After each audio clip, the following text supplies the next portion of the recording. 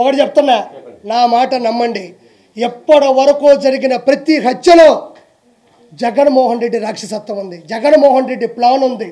జగన్మోహన్ రెడ్డి కోసం ప్రాణాలు ఇవ్వడానికి సిద్ధంగా ఉన్నారు లేదు నాకు తెలియదు, కానీ వాళ్ళ ప్రాణాలని బలి తీయడానికి జగన్మోహన్ రెడ్డి సిద్ధంగా ఉన్నాడు. మనం 2 గ్లాసులు తాగితేనే పిల్లల దగ్గర చెప్తూ కొట్టించుకుంటాం, ఏం మాట్లాడో మనకే అర్థం కాదు. అలాంటిది గంజాయి తాగితే ఓడి ఏం ప్రవర్తిస్తాడో, ఓడి ఎలా ప్రదర్శిస్తాడో మనం 4 రోజులు ఉంటుందంట ఒక గంజాయి తాగితే, అంత వేసుకుంటే నోట్లో. అలాంటిది కత్తితో నరకుతున్నా కూడా బాధ భయం ఉండదు. ఆ రక్తం చూస్తే మన కళ్ళు తిరగవు. మనం ఏదో పబ్జీ ఆడినట్టో ఏదో ర్యాపిడ్ ఫైర్ ఆడినట్టే ఉంటుందంట. అది నాకు కూడా తెలియదు, నేనే ఇప్పుడు తాగలేదు. ఎవరు?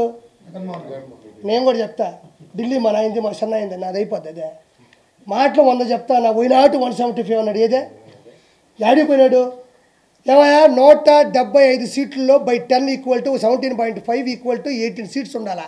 10% సీట్లు మనం గెలిస్తే ప్రతిపక్ష హోదా వస్తుంది. అది రాజ్యాంగంలో ఏ చంపంలో అడిగినా చెప్తాడు.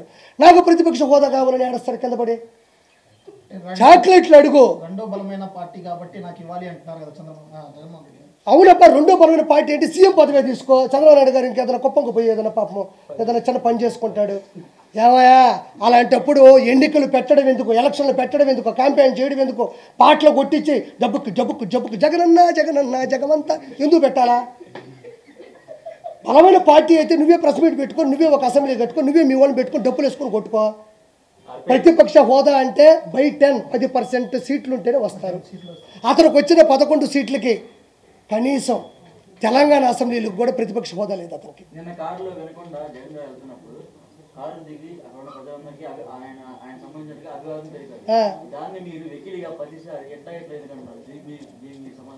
ఎవరు వికిలిగా అన్నారు? అతను వికిలిగా చేశాడు కాబట్టి నేను వికిల్ అన్నా. ఇప్పుడు నీ పేరు ఏంది? నేను గోపి అనే పిలుస్తా. అతను వికిల్ చేశాడు కాబట్టి నేను వికిల్ చేస్తానే అంట, దానికి ఇంకో పేరు లేదు. నేనేమో అలానే చేస్తాను. ఒక మనిషి గురించి విమర్శించేటప్పుడు, ఒక మనిషి గురించి పరామర్శించేటప్పుడు ఒక మాట మాట్లాడుతున్నా. అదే చంద్రబాబు నాయుడు గారిని పట్టుకొని మాట్లాడలేదా? ఆయన శరీరం గురించి మాట్లాడలేదా? అప్పుడు ఏం చేస్తున్నావు నువ్వు? అప్పుడే ఎందుకు ప్రశ్నించలేదు ఆ రోజు వైఎస్ జగన్మోహన్ రెడ్డిని కావచ్చు, వాళ్ళ పార్టీ కార్యకర్తలు కావచ్చు? భువనేశ్వర్ గారి గురించి ఆ రోజు మాట్లాడుతుంటే మీ నోరు ఏమైపోయింది? నేను ఈరోజు ఆయన చేసే విధానాన్ని చూపిస్తే రక్తం మరిగిపోతుంది. ఆ రోజు భువనేశ్వర్ గారిని పట్టుకొని నిండు సభలో ఒక ఆడ మనిషిని సంస్కారంగా మాట్లాడిన వ్యక్తులు ఆ రోజు వల్లభనేని వంశీ మాట్లాడిన మాటలు నా నోటుకుండా చెప్పాలా? ఆ రోజు ఎందుకు ప్రశ్నించలేదు? ఒక బాడీ ఇలా చేస్తాడంటేనే రక్తం మరిగిపోతున్నప్పుడు ఆడవాళ్ళ గురించి మాట్లాడుతున్నప్పుడు ఏం చేస్తున్నావు నువ్వు? ఆ రోజు జగన్మోహన్ రెడ్డి ముందాగావా? ఆంధ్రప్రదేశ్కు ముందా పడుకున్నావా ఏంది? రాయపోటి అరుణ్ గారి గురించి వర్రా రవీంద్ర రెడ్డి పెట్టిన కామెంట్లు చూపిస్తా, వాడికి సమాధానం చెప్పు. రా నా పక్కన కూర్చో, ఇద్దరం కూర్చున్నాం. శ్రీరెడ్డి పెట్టిన బూతులు నీకు నేను వినిపిస్తా. నువ్వు జస్ట్ నేను ఎలా అంటేనే నీ ఫీల్ అయిపోయినప్పుడు ఆడ మనిషిని అవయవాల గురించి, ఎస్పెషల్లీ రొమాన్స్ గురించి నేను ఇట్టంటే వచ్చిందా? రా నేను చూపిస్తా. నువ్వు నేషనల్ మీడియాని తీసుకొస్తావు, నువ్వు నాతో ఎదురుగా కూర్చో, నేను మాట్లాడడానికి ఒక్కదానికి సమాధానం చెప్పు నాకు చూద్దాం.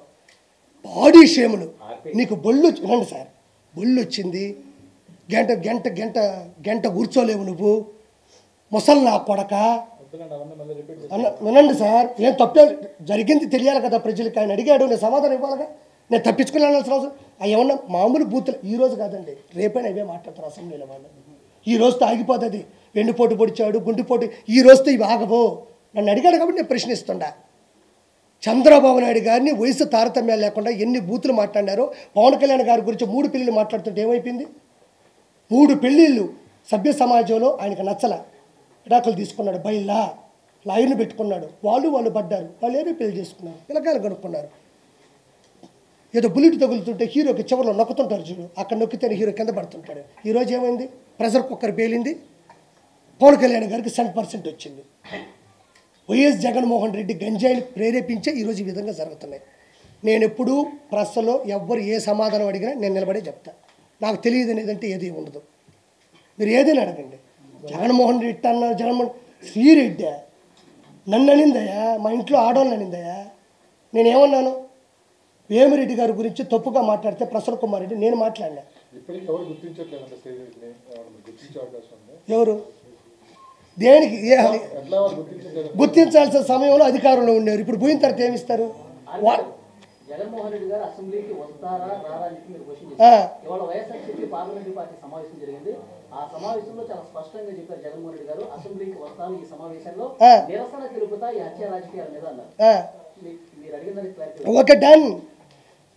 ఈ హత్య రాజకీయాల మీద నేను అసెంబ్లీకి వచ్చి నిరసన చేస్తా అంటున్నాడు. నాకు చాలా సంతోషంగా ఉంది. ఒకవేళ జగన్ గారు అసెంబ్లీకి వస్తే ఏం చేస్తారు? అసెంబ్లీకి వచ్చి ఏం చేస్తాం?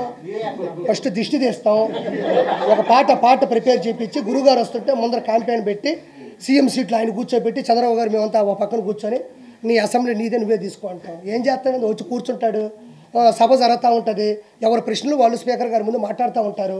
ఆయన ప్రశ్నలు ఆయన సంధిస్తారు. ఇంతకుముందు చంద్రబాబు నాయుడు గారు అపోజిషన్లో ఉన్నప్పుడు ఏం చేశారు? అదే చేస్తారు. అసెంబ్లీకి ఒక కట్టుబాటు ఉంటుంది. ఎవరి సమయం వాళ్ళకి ఇస్తారు. ఆయన ప్రతిపక్ష హోదాలు అవకాశం ఇస్తారంటారా వస్తే? అలా వాడు చెప్తా గుర్తుపెట్టుకోండి. ఇప్పుడు అతను ఒక సర్వసాధారణమైనటువంటి ఎమ్మెల్యే అలా సర్వసాధారణమైనటువంటి శాసనసభ్యుడు. అతను దానికి ఎంత ప్రియారిటీ ఉంటుందో అదే ఇస్తారు 100%. అంటే ఇప్పుడు మీరు చెప్పేది ఎట్టుంది? వస్తే కొట్టేస్తారా, వస్తే తిట్టేస్తారా? అది అసెంబ్లీ. జగన్మోహన్ రెడ్డి పెట్టుకున్న తొత్తు వల్లభనేని వంశీలాగా మేము బిహేవ్ చెయ్యం. ఆయన ఏం చేసి ఆయన కూడా ప్రశ్నించమను.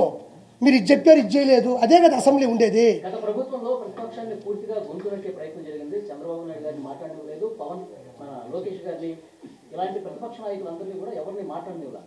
వాళ్ళు మండలిలో ఉన్నా సరే, అసెంబ్లీలో ఉన్నా సరే. అవును. ఇప్పుడు జగన్మోహన్ రెడ్డి గారిని కూడా ఆ పార్టీకి సంబంధించిన ఆయనతో పాటు ఉన్న మిగతా 10 మంది ఎమ్మెల్యేలు కూడా ఇట్లాగే అడగదొక్కే ప్రయత్నం జరుగుతుందా, లేకపోతే వాళ్ళకి మాట్లాడే అవకాశం కల్పిస్తుంది? మీకు ఈయన అడిగిన క్వశ్చన్ ఏంటంటే ఆ మూలం అడగబట్టి ఈ పక్కన మీకు చెప్తున్నా.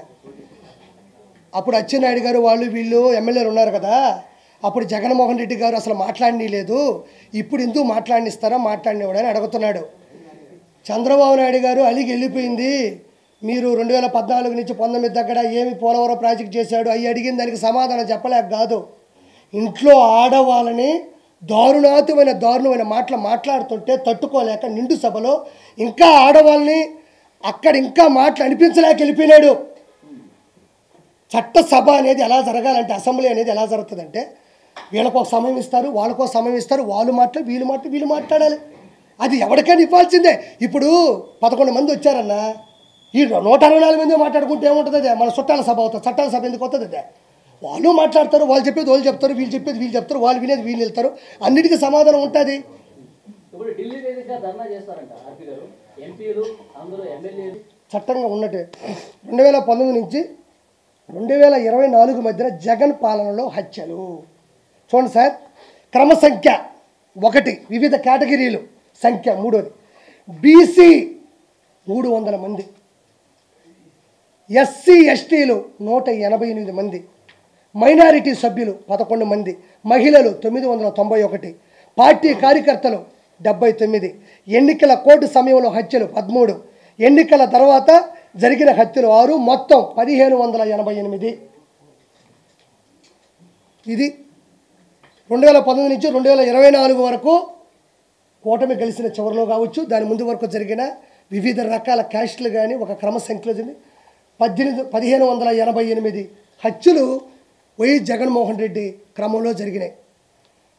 నేను ఈరోజు కూర్చొని నేను అనేస్తా, ఢిల్లీ పోతా, మోడీ గారితో మాట్లాడతా అనేది అవుతుందా? నేను జగన్మోహన్ రెడ్డి ఇద్దరు ఒకటే. ఇప్పుడు నేను జగన్మోహన్ రెడ్డి ఇద్దరు ఒకటే. కిరాక్ కార్పి జగన్మోహన్ రెడ్డి ఇద్దరు ఒకటే. ఆయన మాజీ సీఎం కదండి, మరి మీరేం చేశారు? ఎవరు సీఎం? ఇప్పుడు మాజీ సీఎం అయితే మాజీ ఉంటే ఎంత తేడా వస్తుంది తెలుసు నీకు? ఇప్పుడు నేను మాజీ సీఎం అంటున్నాడన్న. ఇప్పుడు అవును నేను అంటున్నానప్పా, నా ఆలోచన దృష్టిలో జగన్మోహన్ రెడ్డి నేను ఒకటే. నేను ఏం చేయలేడు, ఆయన ఏం చేయలేడు. ఏమన్నా చేస్తే ఇంకో ప్రెస్ మీట్ పెడతా, నేనే మాట్లాడతా. ఏమీ చేయలేడు. చెత్తకాయలు కూడా రాలవయ్యి చెప్తున్నాడు కదా. మనిషి చచ్చిపోతే 15,000 ఇచ్చారా, 15,000 ఇచ్చారా, 15,000 ఇచ్చారా? అక్కడ తెలియదా మనిషి వ్యక్తిత్వం ఎలా ఉంది, సైకలాజికల్గా ఎలా ఉంది? గుర్తుపెట్టుకో, ఇంకో 3-4 మంత్స్లో జగన్మోహన్ రెడ్డికి శస్త్రచికిత్స ఎర్రగడ్డలో కావాలి.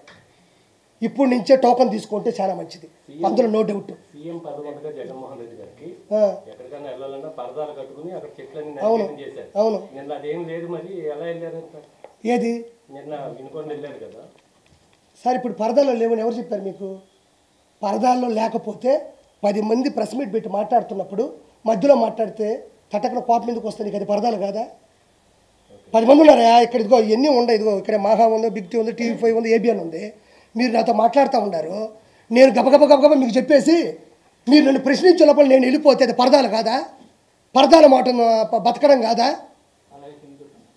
అక్కడ పోయినాడు, ఏం మాట్లాడాలా? కాసేపు ఏడవాలి కదా, యాక్టింగ్ అన్నా చేయాలి కదా. పోయిన దానికని యాడ్ చేసినాడా?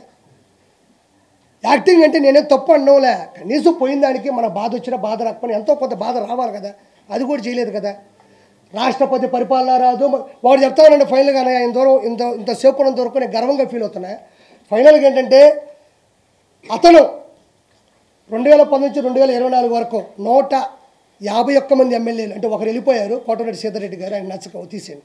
150 చిల్లర ఎంతమంది అయితే ఉన్నారో వాళ్ళు ప్రతి ఒక్కరూ అవినీతి చేశారు కొన్ని వేల కోట్ల రూపాయలు. వాళ్ళు ఏమనుకున్నారంటే రాబోయేది మనమే, రాబోయే 30 సంవత్సరాలు మనమే అని ఏ తప్పుడు కూడా కప్పి పెట్టే ప్రయత్నం చేయలేదు, కప్పి పెట్టలేదు, అలా వదిలేశారు. To be continued. ఇప్పుడు నేను చెప్తున్నా, ఈ 5 సంవత్సరాల్లో 150 మంది ఎమ్మెల్యేలు జైలుకి వెళ్ళబోతున్నారు. బయలా నాకు తెలుసు, నెల్లూరులో నేను చూశాను, యంగడగిరిలో చూసా, సూర్యాపేట చూసా, కోవూరు చూసా, కావలి చూసా, ఆత్మకూరు చూసా. 150 మంది వెళ్ళబోతూ ఉన్నారు. మీరు అడిగిన దానికి ఒకటే, ప్రతి ఒక్కరూ అవినీతి చేశారు. నాకా నేను ఎప్పుడు ఏది అనుకోలేదు, నేను జీవితంలో ఏది అనుకోను, అంటే పోతూ ఉంటాను. మొన్న చెప్పి వెంకటేశ్వర స్వామిని, నేను అంతసారి ఇంకోసారి చెప్పండి.